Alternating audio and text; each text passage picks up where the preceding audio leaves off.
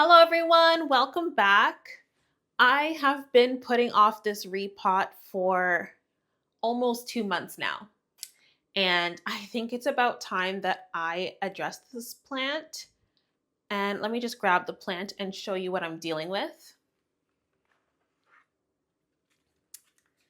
Here's my Philodendron verrucosum Amazon Sunset, and this is its newest leaf, which is why it looks a little bit different. They are known to have these beautiful red backs. And it's honestly one of the biggest reasons why I really enjoy this plant. But as you can see, I don't have this plant in a pot right now. And it has been like this for, like I said, around 2 months. For context, about 2 months ago, someone reached out to me on Facebook Marketplace asking if I owned any of these plants on a list that he had. Apparently, his wife's plant collection got completely demolished. She had a thrip infestation and it apparently decimated all of her plants. So, for her birthday, he was looking to reclaim the plants that she lost and basically just replace them. I don't think this is quite the verrucosum that she had, but I said I could chop my verrucosum and I could give her the bottom half so that she could just grow it from there. It would be fully rooted and she would have this type of verrucosum, and if that would be all right. And he said yes. And I believe I chopped this plant. It had to have been end of February around there because her birthday was like March 3rd. And I had this chopped days in advance. And yeah, I have been getting growth. I think even this was an emerging leaf at the time. And look how big it is. Excuse the spots. I think I just overwatered this.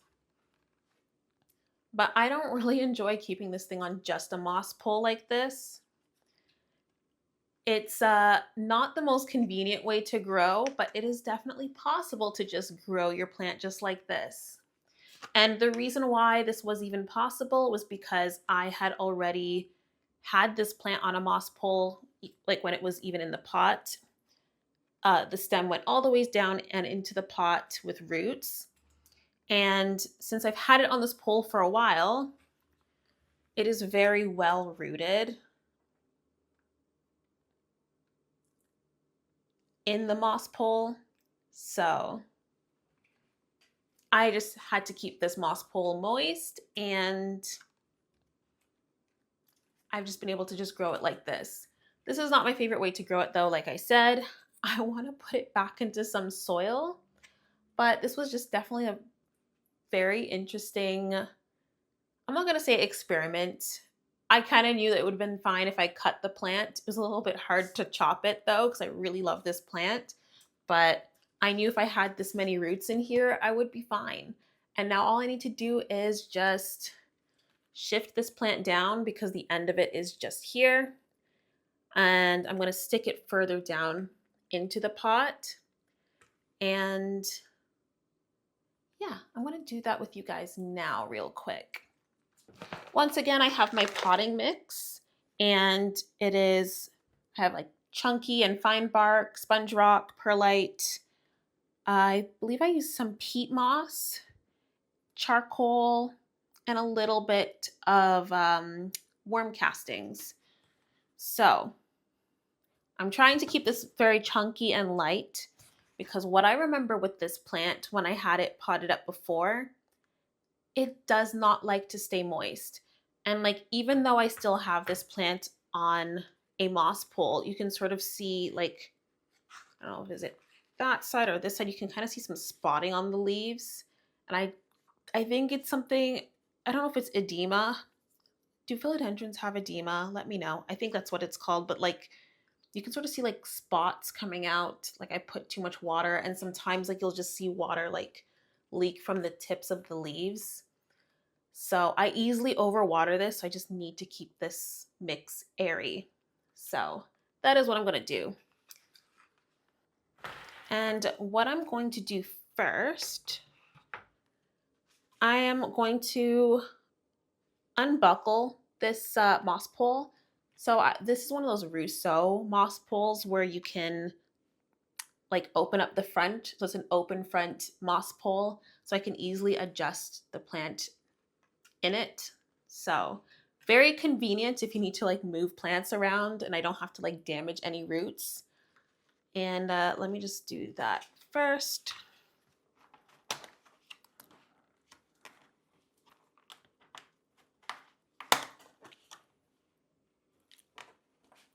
All right, I just finished unbuckling these moss poles so you can sort of see how they sort of just open up here, and I can probably just open it up like that.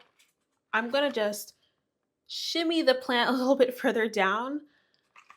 I want the roots to sort of come out the bottom a little bit more, and we really don't need it this high up on the pole. If it's this high, I can't put it in the pot, and I need to put it in a pot like this. So it's still small with little like slots for airflow, which should be good because like I said, this does not like to be super wet, super moist, and it likes that airflow.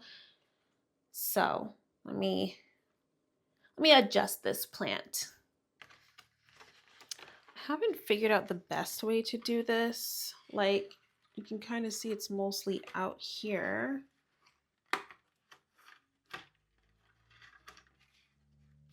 Interesting. I didn't think I'd be able to just do that. Okay. If I were to shimmy this down, I wonder if I can just like pull off some of the moss down here. Let me just start with that. I want it about here. So I sort of have it in position.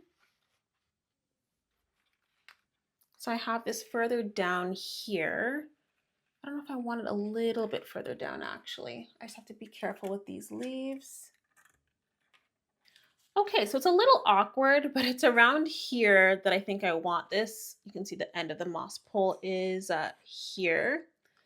And so I'm gonna just start fastening these into place so I can just avoid damaging these leaves. And I will show you once I'm done that and then the next step I'm going to take. Okay, I think I have this in a spot I like. So that's where I have it so far. And I think what I'm going to do is take off this caterpillar. It's dried, but I also think it's just getting soggy here. Ew, it's kind of gross. We do not need this. That is just going to create issues later.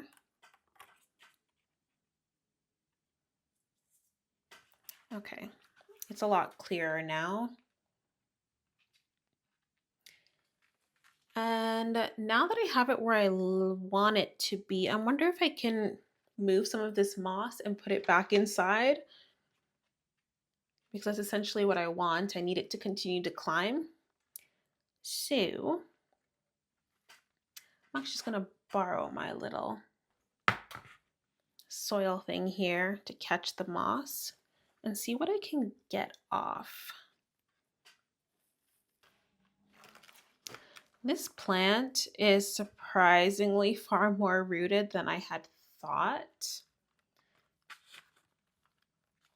And so it's really hard to get off of the moss, but I have been making some progress. I'm trying to avoid damaging some of these thicker ones, but some of the very like fine roots like these, I don't know. Sometimes it's really hard to tell. Is it sphagnum moss? Is it a root? And by the time I've already lightly tugged, the root is gone. I do find that the roots on these are pretty sensitive. So I just have to be careful. But it has tons of roots anyways, so I think either way it should be fine. I'm just going to continue working my way through the moss.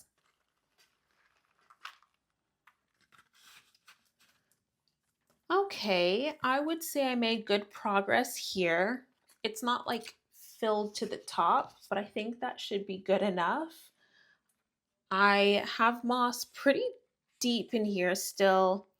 I'm debating if I should take out the moss from here as well or just keep it so that it can like pull the moisture from the soil.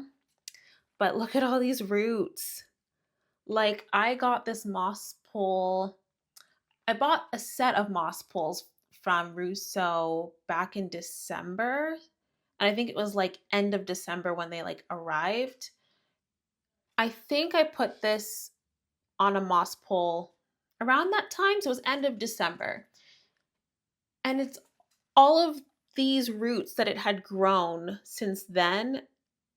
And this is the top cut. So this was not part of the plant with the base roots going into the pot. So I'm quite surprised. Because these are all coming from like the top of the plant down. So I'm going to make a decision real quick here. I think I'm just going to attempt pulling some of the moss out. I don't need all of it out. And I really don't want to damage any more roots. So I'm just going to lightly check it. And if I'm having issues, then I'll just stop.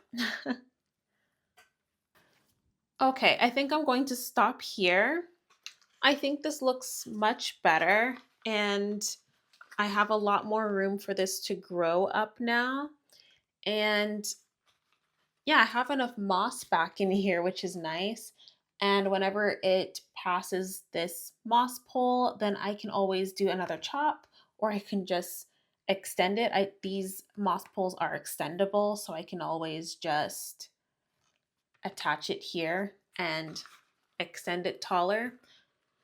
I think we're at a good place now to start putting this into my soil. Okay, gonna fit these roots in here with the moss pole.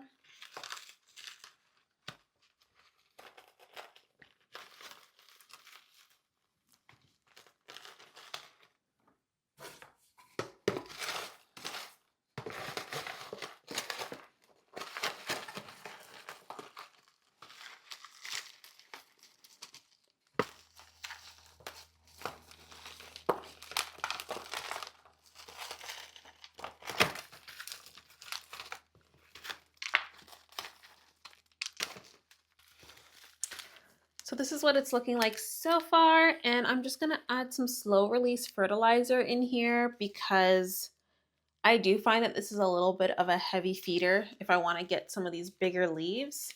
You can see this one's a little bit smaller because I've mostly just been pouring like regular water through the moss pole and not my fertilized water. So in order for this one to size up and for it to continue to size up, I want to make sure it's well fertilized.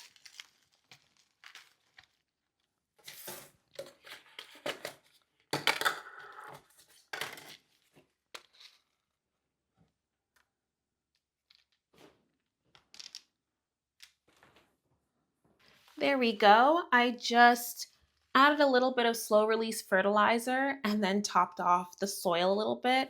So it looks like that right now. So it's very airy because like I said, this plant really hates being overwatered. And I'd rather the air pockets than anything. So it has to be moist, can never go dry, but at the same time, it doesn't like to be overwatered because then you get like this red coloration on it, I find, which is a little bit frustrating. I've had leaves go completely red on me. So yeah, I'm glad it's not just on the moss pole anymore and I can control water a little bit better like this. And like I said, it's very airy. I can just let the water run through and that should be good enough. And yeah, this should hopefully size up for me too. I'm hoping to get nice big leaves on this. It is one of my favorite plants. I'm not really a philodendron person, but it's just something about like the texture of the leaves. And again, the red backs on this plant is a little bit unusual, and I think it's so pretty. And I'm just imagining having like a really large plant or like large leaves of this, and I clearly was able to get this to size up a little bit. But when I had it on just the moss pole, I wasn't really using fertilized water, so I think that's why this leaf is fairly small. Granted, it is still hardening, but you know, it would be nice if it could size up a little bit more. And now that I have the slow release in there, and when I use fertilized water, I just think that this is going to size up for me. I'm optimistic. I will say that moss poles are pretty new to me. I got my first batch of moss poles in December, like I mentioned, and I put some of my plants on moss poles just to see how, it works. I'm noticing it worked better for some plants and not others. It worked great for this. I was able to give away a cutting of my plant and still have my plant not even be stunted. If anything, it was my fault that I didn't pot it up right away, but it just continued growing like nothing. Like it put out this leaf after I cut it. So, definitely a convenient tool. There are probably other ways to do this too. I know you could like wrap up like part of the node with some sphagnum moss and what do they call it? Like plastic wrap. I have tried that sometimes with my Philodendron El Choco Red. I never had the best success, but I was able to root a node like that.